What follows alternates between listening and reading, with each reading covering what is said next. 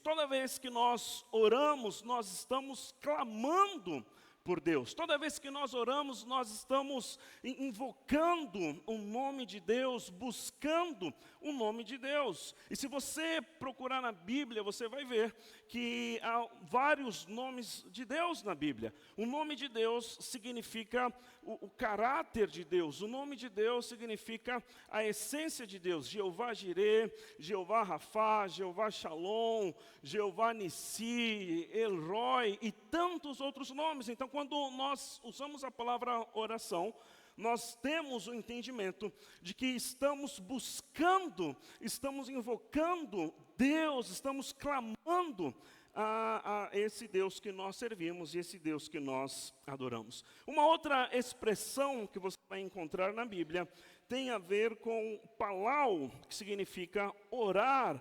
Orar com habitualidade, orar repetidamente. Enquanto a primeira palavra é invocar o nome de Deus, em alguma circunstância, em alguma situação, uma outra palavra em hebraico, palau, significa orar com habitualidade. Significa que eu sempre estou em um tempo, em um momento de oração. Oração para nós não é algo que nós fazemos esporadicamente. Oração para nós não é algo que nós fazemos de vez em quando. Oração para nós não é algo que nós fazemos de repente quando dá, quando acontece alguma coisa. Não, oração para nós é algo que nós temos por hábito. É algo que nós repetidamente estamos fazendo, porque faz parte da nossa vida. Uma outra palavra, paga, significa aproximar-se a fim de suplicar, aproximar-se a fim de interceder, aproximar-se a fim de rogar. Tenha a ideia de suplicar, tenha a ideia de interceder. E quando nós falamos em interceder, já entra aquele conceito de se aproximar de Deus para clamar ao Senhor por alguma razão, por algum motivo específico. Ou até mesmo se colocar no lugar de alguém, ou até mesmo interceder, colocando-se no lugar de uma outra pessoa. Interceder, aproximando-se de Deus, aproximando-se do Eterno, aproximando-se do Senhor, para colocar-se diante de Deus a favor de alguém, a favor de uma outra pessoa. Um outro termo, uma outra palavra que nós encontramos no Antigo Testamento tem a ver com shal, pedir para inquirir, descrever a oração por questões como graça, livramento, informação e orientação. É aquela oração que você está pedindo graça diante de Deus. É aquela oração que você pede um livramento diante de Deus. É aquela oração que você pede uma orientação diante de Deus. Davi, em várias ocasiões, clamou ao Senhor pedindo por livramento. Davi, em várias ocasiões, clamou ao Senhor pedindo por graça, pedindo por informação, como por exemplo, Senhor, vou ou não vou a esta guerra? Vou ou não vou a lutar esta guerra? Então nós temos estas expressões. Há uma outra expressão, xalá, significa rogar, traz a ideia de induzir alguém a mostrar favor em lugar de ira e castigo. São aquelas expressões quando você encontra no livro de Salmos, dizendo, Senhor, não afaste de mim a tua graça, Senhor, não escondas de mim o teu rosto, até quando, Senhor, não vai olhar para mim, até quando, Senhor, não vai mostrar a tua graça e a tua bondade sobre a minha vida.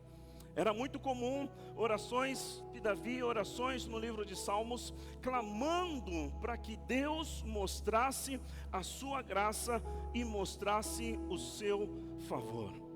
Algumas expressões na Bíblia que nós falamos para que Deus possa resplandecer, para que o seu rosto possa brilhar sobre as nossas vidas. Nós estamos clamando a graça, o favor e a bondade de Deus sobre as nossas vidas. É aquele momento que nós nos colocamos diante do Senhor, nos humilhando e clamando, Senhor, mostra sobre mim a tua bondade. Senhor, mostra sobre mim a tua misericórdia. Senhor, mostra sobre mim o teu favor. Há momentos na nossa vida que nos faltam forças. Há momentos na nossa vida que nos faltam palavras. Há momentos na nossa vida que nós nos aproximamos do Senhor, crendo na sua bondade, crendo na sua grandeza e confiando que Ele é um Deus de amor, é um Deus de bondade, é um Deus de graça, um Deus de misericórdia. E uma última expressão que nós encontramos como Zak significa chorar, clamar, chamar, oração que pede a Deus para corrigir algo errado ou para livrar seu povo de algum problema. Essas são algumas expressões sobre a palavra oração que nós encontramos no Antigo Testamento. Isso mostra a importância da oração na vida dos reis. Isso mostra a importância da oração na vida dos profetas. Isso mostra a importância da oração na vida dos salmistas. Isso mostra a importância da oração na vida do povo de Israel. E isso mostra o quanto a oração ela é importante para nós, o quanto nós precisamos diariamente, habitualmente, estar na presença do Senhor, para em algum momento, alguma dessas expressões, nós clamarmos ao Senhor, seja clamando pela sua graça, seja clamando pelo seu favor, seja clamando pela sua misericórdia, seja clamando, intercedendo por alguém, mas precisamos estar na presença do Senhor, para poder ter esse tempo de oração, esse tempo de crescimento, esse tempo de comunhão, esse tempo de edificação, esse tempo para que venhamos a viver o mover de Deus sobre as nossas vidas. Você pode pôr atenção, você pode prestar atenção, que você vai perceber o quanto muitas distrações se levantam para que nós não venhamos a orar.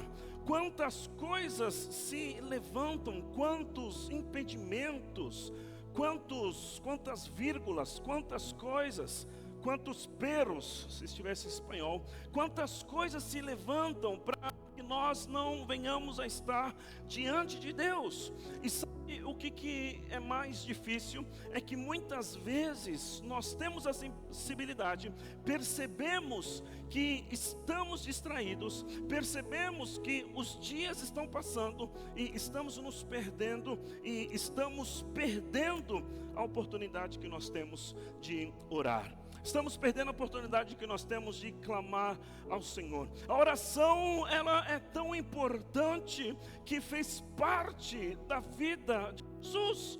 Se você olha o Novo Testamento, se você olha os Evangelhos, você consegue perceber, você consegue ver o quanto a oração foi importante na vida de Jesus. O quanto Jesus orou.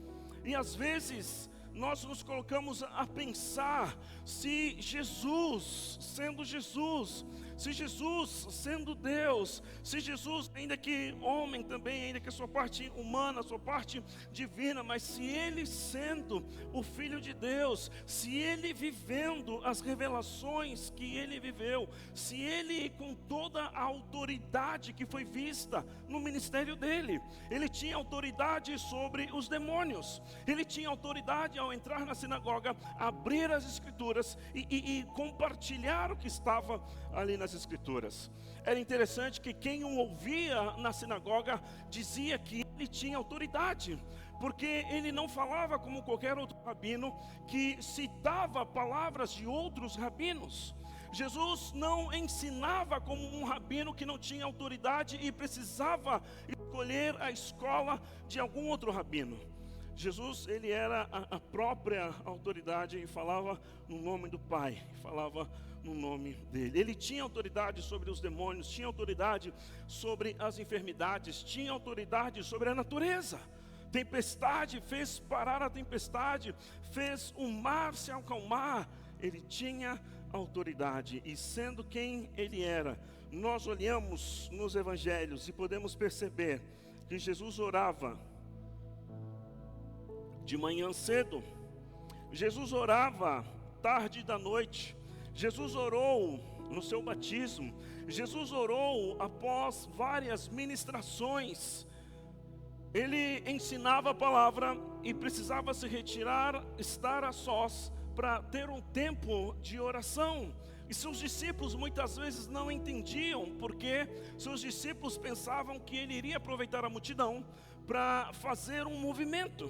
Seus discípulos pensavam que de repente ele iria aproveitar a multidão para seguir o sistema religioso da época. E muitas vezes ele fazia ao contrário, deixava a multidão após ensinamentos, após ensinanças, após as suas ministrações, porque ele precisava estar em oração. Quando nós percebemos o chamado aos seus discípulos, quando nós percebemos que ele foi e fez o chamado, escolheu os 12, o texto diz que uma noite anterior dessa grande decisão, deste grande momento, ele esteve em oração. Isso abre um parênteses para que nós possamos pensar que momentos antes de grandes decisões são momentos que precisamos levar em oração. Isso nos faz pensar que antes de decisões cruciais, decisões importantes na nossa vida, não podemos decidir levados pela emoção, não podemos decidir levados pelo sentimento, não podemos decidir, tomar decisões levados pela logística, não podemos tomar decisões levados pelo óbvio, não podemos tomar decisões levados pelo mercado, levado pela bolsa, levado pelo movimento, levado por qualquer outra coisa, porque seriam decisões baseadas em coisas lógicas, seriam decisões baseadas em fundamentos humanos, mas as nossas decisões, elas precisam ser tomadas diante de Deus através da oração. Quantas coisas você decidiu sem orar, e porque decidiu sem orar, até hoje você vive as consequências por ter tomado uma decisão sem ter tido um tempo de oração. Às vezes nós aconselhamos, às vezes nós falamos às pessoas que ponham determinados assuntos, determinadas coisas em oração, e às vezes as pessoas não levam a sério, às vezes as pessoas acham que é uma resposta simplista nossa, às vezes as pessoas acham que é uma receita padrão que nós usamos. Mas essa não é a verdade. Toda vez que nós nos colocamos diante de Deus para orar, buscar a Deus, colocar diante do Senhor alguma decisão que nós precisamos tomar e buscamos a presença do Senhor, Deus, Ele vai trazer paz ao seu coração. Eu tenho certeza que se abríssemos a oportunidade aqui para você testemunhar alguma decisão importante que você tomou e em oração, e você não se arrependeu, você poderia compartilhar conosco. Eu lembro uma vez, tivemos a oportunidade de comprar um carro, e era um carro novo, um carro há 2, 3 anos do ano que nós estávamos, e era uma pessoa de confiança, um grande amigo, um irmão da igreja, e quando ele falou para nós o valor, eu falei, está muito longe do que nós temos hoje, esse valor é impossível. Ele falou, não pastor, mas a gente parcela. Eu falei, mas mesmo parcelando, eu vou ficar uma vida toda para pagar para você? Mas mesmo assim ele insistiu, não pastor, eu quero vender esse carro para você. Eu falei, então tá bom, então vamos orar. E aí eu tomei quase 2 meses orando. E o irmão desesperado, porque queria vender o carro, mas ele queria vender o carro para nós. Mas eu sabia que o carro que eu tinha para dar de entrada no carro dele era uma faixa de 30%. O que eu faria com 70%? A diferença é muita. Quando falta 20%, 30% é mais fácil ter fé, mas quando falta 70% é necessário muita fé. E nós oramos por quase 2 meses, e quase no final entendi por parte do Senhor que era para que nós ficássemos com aquele carro. E queridos, foi incrível, porque o irmão congelou o valor do carro que ele vendeu, e Paguei esse irmão 4 anos. Você sabe o que é isso? Pagar um carro em 4 anos. E foi exato, porque quando eu terminei de pagar o carro, o ministério ligou para a gente e falou, agora volta. Eu falei, caramba, foi exato, foi só eu terminar. Se eu soubesse, eu não tinha terminado de pagar o carro. Mas foi só eu terminar de pagar o carro, o irmão passar o carro para o meu nome, eu ter o gosto de ter o carro no meu nome por um mês ou 2 meses. E aí nós fomos convidados a voltar para o Brasil. Mas Deus nos deu graça, e durante aqueles 4 anos, pagamos aquele carro em dólar, porque no Peru você trabalha com a moeda local, soles, e você trabalha com uma moeda que é muito forte, que é o dólar, e é muito comum você ir no mercado pagar em dólar, é muito comum você assinar contrato de aluguel em dólar, a negociação em dólar é comum, e aquele valor nós fechamos em dólar. E eu preocupado porque veio a pandemia e já não conseguia pagar mais o carro, o irmão não deu nenhum desconto. Ele falou, pastor, eu não posso dar nenhum desconto para o senhor. Eu posso esperar 2 meses, mas desconto não posso dar. Eu falei, caramba, eu queria desconto, não queria esperar 2 meses. Passou a pandemia, queridos, e conseguimos terminar de pagar esse carro no valor congelado em dólar que nós tínhamos combinado antes de fechar a negociação. Qual decisão você precisa tomar amanhã? Não se deixe vencer pelas pressões. Não se deixe vencer por pressões, dizendo, olha, é pegar ou largar. Não se deixe vencer por pressões, porque quando algo é de Deus, não importa se é a última oportunidade, não importa se você vai ter outra oportunidade ou não. Quando é de Deus, Deus traz paz ao seu coração, e você pode ter certeza que você vai conseguir e você vai ser abençoado naquilo que você estava fazendo. Jesus orou sozinho na presença dos discípulos. Jesus orou na transfiguração. Jesus orou na última ceia. Jesus orou no Getsemane. Jesus orou por Pedro. Jesus orou pelas crianças.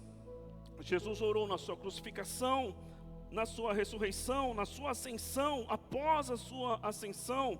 Jesus pediu que outros orassem. Jesus recomendou que as multidões orassem. Jesus ensinou o povo a orar. Jesus ensinou sobre a oração. E Jesus ficou irado quando entrou no templo e percebeu que a casa dele, que era casa de oração, já não estava mais sendo casa de oração. Quando ele percebeu que aquele espaço que era destinado a que os gentios pudessem orar, a que os gentios pudessem desfrutar e desfrutar da misericórdia do Senhor, ele ficou irado, ficou indignado com os cambistas, porque tinham transformado a casa de Deus, a casa do Senhor, o templo do Senhor em negócios. Então isso mostra o quanto a oração ela é importante. Quem os condenará? Foi Cristo Jesus que morreu e mais ressuscitou e está à direita de Deus e também intercede por nós. Romanos 8:34, quem os condenará? Foi Cristo Jesus que morreu e mais ressuscitou e está à direita de Deus e também intercede por nós. Ou seja, ele não somente orou, não somente recomendou que se orasse, assim também como ele intercede por nós. Hebreus 7:24 e 25 diz assim: mas, visto que vive para sempre, Jesus tem um sacerdócio permanente, portanto, ele é capaz de salvar definitivamente aqueles que, por meio dele, aproximam-se de Deus, pois vive sempre para interceder por eles. Vive sempre para interceder por eles. Se nós falamos sobre algumas palavras que definem oração no Antigo Testamento, não posso deixar de falar também sobre algumas palavras que definem oração no Novo Testamento. Um dos textos muito conhecido, e nós sabemos, 1 Timóteo capítulo 2, versículo 1. 1 Timóteo, capítulo 2, versículo 1. Diz assim: antes de tudo, recomendo que se façam súplicas. Súplicas é uma das expressões para nos explicar sobre oração. Orações, intercessões e ação de graças, por todos os homens. A palavra súplica aí vem de deses, que significa pedidos. Oração é um pedido pelas nossas necessidades e as necessidades de outros. A palavra oração, orações aí, vem de proseuche, significa perguntar na dependência de Deus para a sua provisão. Significa clamar a Deus, crendo na provisão que vem de Deus. Significa que nós devemos focar na habilidade de Deus de encontrar e atender as nossas necessidades. Significa que nós devemos crer que ao orar, Deus, Ele tem habilidade, Deus, Ele tem a provisão para aquilo que nós precisamos.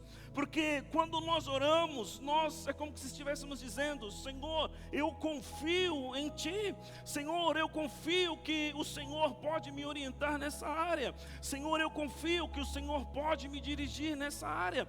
Quando nós oramos, nós mostramos o quanto nós confiamos em Deus. Aí nesse versículo diz intercessões, significa enteuses. Como veremos em uma outra parte, é um termo para abordar um rei com uma petição. Ele carrega a ideia de representar alguém, de pedir por alguém. Assim como no Antigo Testamento fala sobre intercessão, o Novo Testamento também fala sobre a intercessão. É como alguém que se apresenta diante do rei, mas não para pedir para si mesmo. Alguém que se apresenta diante do rei para interceder e clamar por uma outra pessoa. E é interessante porque muitas vezes nós passamos por alto o valor e o poder da intercessão. E muitas vezes nos concentramos em orar somente por nós mesmos. Mas quando você olha para as cartas paulinas, você percebe o quanto Paulo intercedia pela igreja, o quanto Paulo intercedia pelos filipenses, tessalonicenses, o quanto Paulo intercedia pelas igrejas que foram plantadas, pelos líderes que foram levantados, por Timóteo, por Tito, por Filemon e por tantos outros, pela igreja que se reunia nas casas. As cartas de Paulo estão cheias de exemplo sobre a intercessão. E uma última palavra que aparece aí em 1 Timóteo, capítulo 2, versículo 1, além de pedidos ou súplicas, orações, intercessões, parece a palavra ação de graças. Um dos significados de ações de graças tem a ver com Eucaristia, que significa a gratidão ao Senhor pelas respostas. Gratidão ao Senhor por tudo aquilo que Ele tem feito e por tudo aquilo que Ele tem respondido às nossas vidas e sobre o nosso coração. Amém? Estamos aqui ainda? Você já foi? Já está fazendo a janta? Já está esquentando o miojo? 2 Crônicas, capítulo 5. 2 Crônicas, capítulo 5, mostra o ambiente que nós temos do rei Salomão construindo um templo ao Senhor. Quando você lê 1 de Reis, capítulo 5 e 6, e você vê a quantidade de ouro, a quantidade de madeira, a quantidade de revestimento de ouro, você fica assustado com a grandiosidade, você fica assustado com o tamanho da construção do templo. Não houve nenhuma construção igual, não houve nenhuma construção parecida. Você se assusta porque o texto diz que foram 80 mil homens para cortar pedras, 70 mil homens para uma outra função, 3 mil homens para ser supervisores, depois 500 homens para ser um outro nível de supervisão. Uma obra que levou 7 anos para ser construída. Uma obra que foi feita nos mínimos detalhes da excelência. Algo que nasceu no coração de Davi, mas Deus não permitiu que Davi cumprisse. Então Davi, lá em Crônicas, tem alegria no seu coração em reunir o povo e o povo dar em abundância para a construção do templo. O próprio Davi dispõe para a construção do templo dos seus recursos pessoais. O próprio Davi dispõe para a construção do templo de tudo aquilo que ele tinha de muito ouro. E aí o templo é construído assim que Salomão começa a reinar. E eu gosto do que está em 2 Crônicas, capítulo 5, versículo 13. 2 Crônicas, capítulo 5, versículo 13. Diz assim: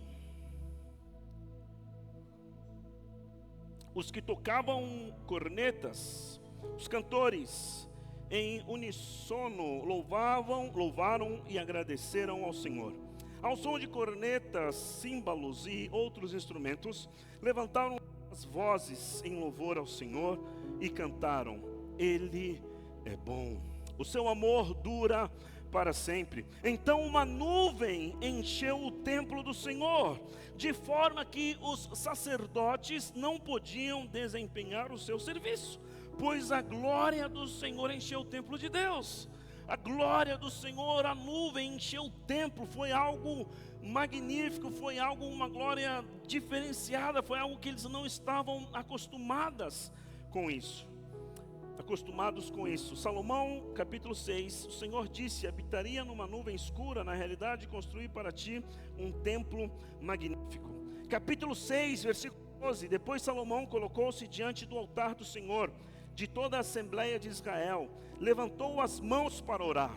Salomão termina essa grande construção diante da Assembleia, diante da liderança, diante do povo, depois de 7 anos de trabalho, depois de muito sangue derramado, depois de muito suor, depois de toda essa grandiosidade, ele se levanta para orar.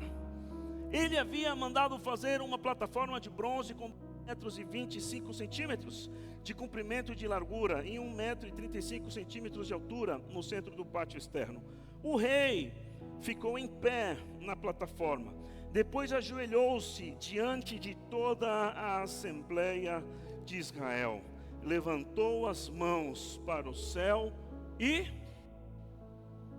orou. Levantou as mãos para o céu e orou. Salomão entende que a razão, o motivo, o propósito foi feita essa construção foi para a glória de Deus, e ele consagra tudo isso através da oração. E no versículo 14 diz assim: orou: Senhor, Deus de Israel, não há Deus como tu nos céus e na terra, tu que guardas a tua aliança de amor com os teus servos, que de todo o coração andam segundo a tua vontade. Senhor, Deus de Israel, não há Deus como tu nos céus e na terra. Ou seja, através da oração, Salomão reconhece a grandeza de Deus.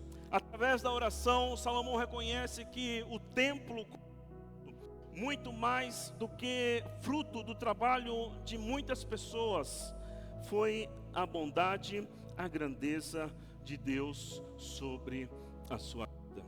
Sabe, o que eu quero que você perceba é que muitas vezes nós não damos muita importância para a oração, porque nós não temos no nosso coração essa visão, esse conceito, essa ideia, essa imagem definida de quão grande é o nosso Deus.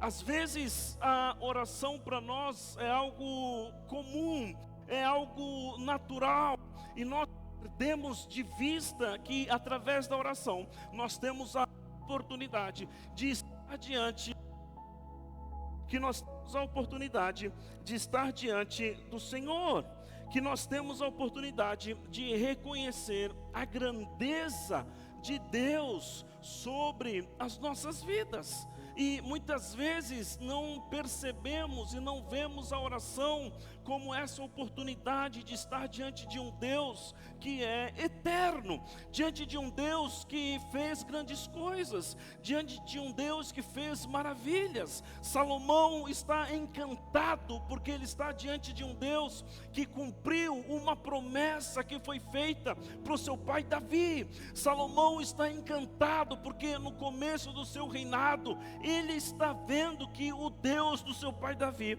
o Deus ao qual ele serve, o Deus a quem ele quis honrar, é um Deus fiel, e essa fidelidade o levou a construir o templo, e essa fidelidade o levou a ter sabedoria, essa fidelidade o levou a terminar a construção do templo. Por quê? Porque ele pôde orar, pôde ver Deus de Israel dizendo: não há Deus nos céus e na terra como tu, que guardas a aliança e cumpre as tuas palavras. O Deus que eu e você servimos é um Deus fiel. O Deus que eu e você servimos é um Deus que não depende de cumprir suas promessas na minha geração ou nos dias que o Senhor me der de vida, para que eu possa crer na sua soberania.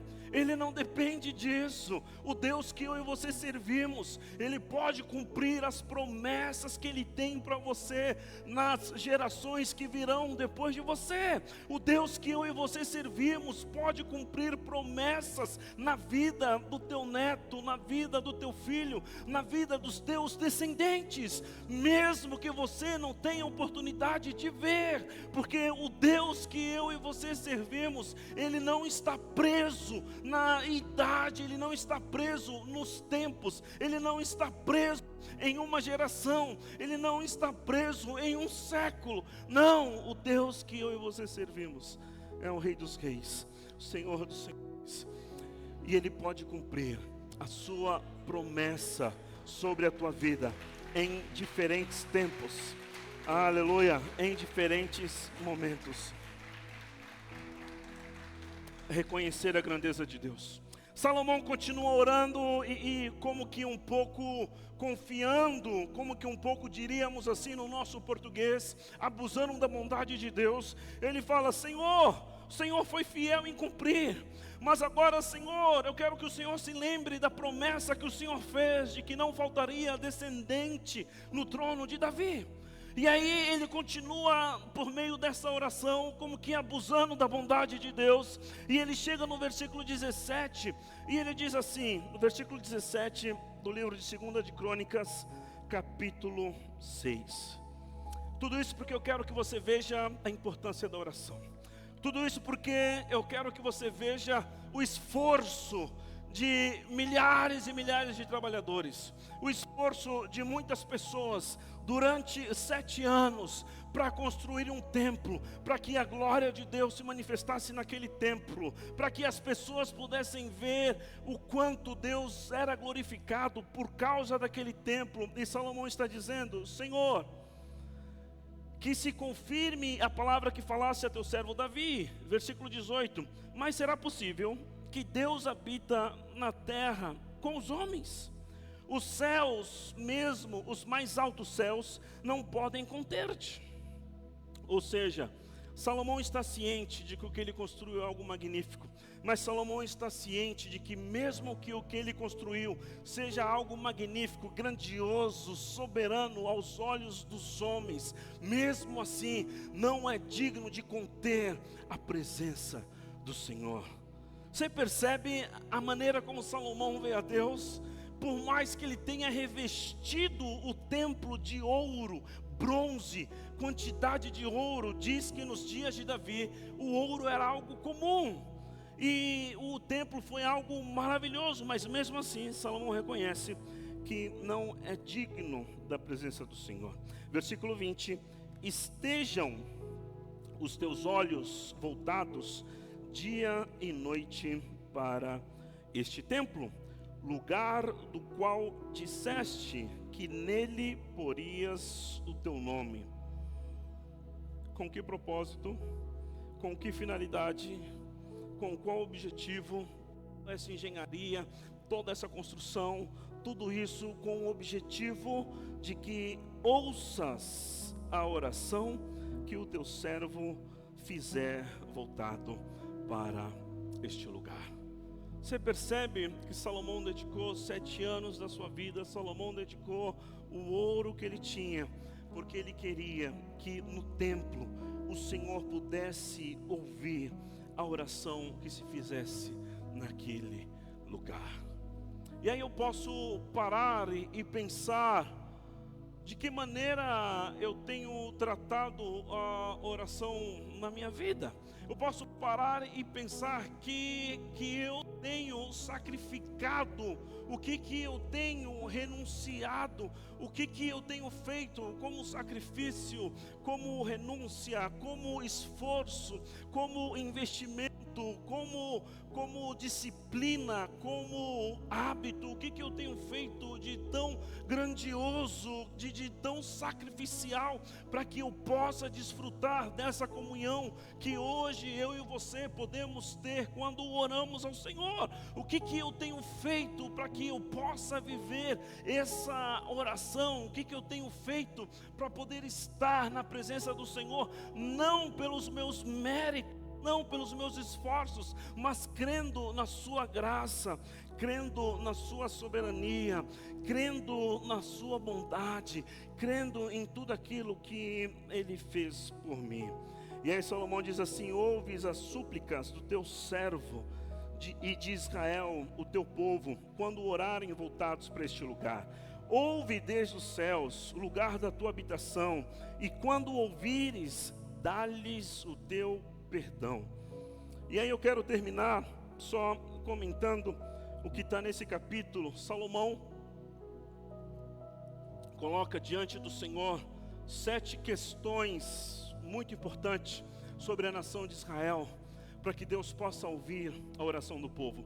Primeira questão, ele diz assim: olha, quando o homem pecar contra o seu próximo e tiver que fazer um juramento e vier jurar diante do teu altar, que o Senhor possa julgar, que o Senhor possa retribuir, que o Senhor possa ouvir. Ou seja, quando houver uma situação de pleito no meio do povo, e o povo vier e colocar essa situação diante do Senhor, que o Senhor ouça, que o Senhor resolva. Ou seja, o templo foi feito, o templo foi construído para que Deus pudesse ouvir as orações que eram feitas naquele lugar, com a finalidade de que não houvesse pleito, de que não houvesse confusão, de que houvesse paz no meio da nação de Israel, para que se pensássemos nos dias de hoje, para que houvesse comunhão, se pensássemos nos dias de hoje, para que houvesse perdão, se pensássemos nos dias de hoje, para que houvesse justiça. Salomão está colocando uma situação referente ao povo, uma situação referente à vida em sociedade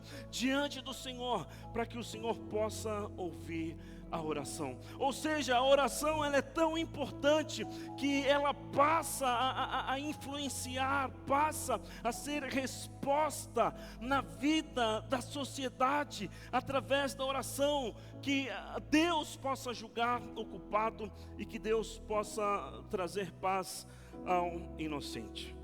Uma outra segunda situação, versículo 24: quando Israel, o teu povo, for derrotado por um inimigo por ter pecado contra ti, voltar-se para ti e invocar o teu nome, orando e suplicando a ti neste templo, ouve dos céus, perdoa o pecado de Israel, o teu povo, e traze-o de volta à terra que deste a eles e aos seus antepassados. Ou seja, quando Israel for levado cativo, quando Israel for derrotado por inimigo, quando a nação de Israel, quando a soberania de Israel for colocada em perigo, quando a paz de Israel for colocada em perigo, eles vierem no templo orar, que o Senhor possa ouvir a oração do teu povo e possa trazer paz ao teu povo, que o Senhor possa perdoar os pecados de Israel, que o Senhor possa trazer de volta a terra, que o Senhor possa colocá-los de volta. Quando se fechar o céu e não houver chuva, por haver o teu povo pecado contra ti, mas o teu povo se voltar para este lugar, invocar o teu nome, afastar-se do seu pecado, ouve dos céus, perdoa o pecado dos teus servos, o teu povo, e ensina-lhes o caminho. E Salomão vai seguir colocando outras situações. Quando o povo for levado cativo, quando o estrangeiro, Salomão apresenta 7 situações diante do Senhor, referente à nação de Israel, referente ao povo de Israel, para que Deus possa ouvir a oração que se é feita naquele lugar. E o versículo muito conhecido por nós, termino com esse versículo, 2 de Crônicas 7:14, diz assim, 7:14, se o meu povo, que se chama pelo meu nome, se humilhar, orar, buscar a minha face, se afastar dos seus maus caminhos, dos céus o ouvirei, perdoarei o seu pecado e curarei a sua terra. Amém? Ficar de pé aí no seu lugar, no nome de Jesus. Quero orar com você.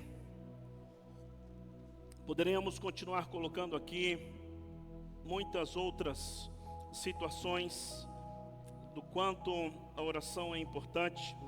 Poderia também pensar por que às vezes a oração não é importante para nós. Às vezes será que ela não é importante para nós porque não é prioridade para nós? Às vezes será que ela não é importante para nós porque não estamos dispostos a nenhum tipo de sacrifício? Às vezes ela não é importante para nós porque não queremos reconhecer a dependência que nós temos em Deus. Às vezes ela não é importante para nós porque não queremos passar por essa fase de crescer na nossa fé em Deus. E uma das últimas razões, que eu acho uma das mais difíceis, às vezes a oração ela não é importante para nós porque já não há alegria no nosso coração, já não há satisfação no nosso coração, já não há aquela paz, não há aquele sentimento de como é bom estar na presença do Senhor. E algo que precisa nos preocupar é que se estamos vivendo momentos assim, de que já não há alegria no nosso coração, se não há paz no nosso coração, não há aquele querer desfrutar a presença de Deus, é porque de repente algo errado está em nós. É porque de repente precisamos passar por esse arrependimento. É porque de repente não estamos mais desfrutando ou querendo tanto a presença de Deus como queríamos antes. Ou de repente é porque nos acostumamos com o gosto ou com o sabor do pecado, ou é porque não estamos mais dispostos a estar na presença de Deus e saber que estando na presença de Deus vamos ser levados a viver uma vida diferente, e de repente não queremos mudanças, de repente estamos satisfeitos com o que estamos vivendo, de repente estamos contentes em viver o que estamos vivendo longe do que Deus ele tem para nós, longe dos propósitos que Deus ele tem para nós, porque quanto mais nós oramos, mais nós somos transformados pela presença e pela glória do Senhor. Quanto mais nós oramos, mais nós somos desafiados a deixar hábitos que nós sabemos que não agradam a Deus. Quanto mais nós oramos, nós somos desafiados a uma vida de renúncia, a uma vida de matar o nosso eu, para viver a bondade e viver aquilo que Deus ele tem para nós. Fecha os teus olhos aí no teu lugar. Quantos irmãos cantam uma canção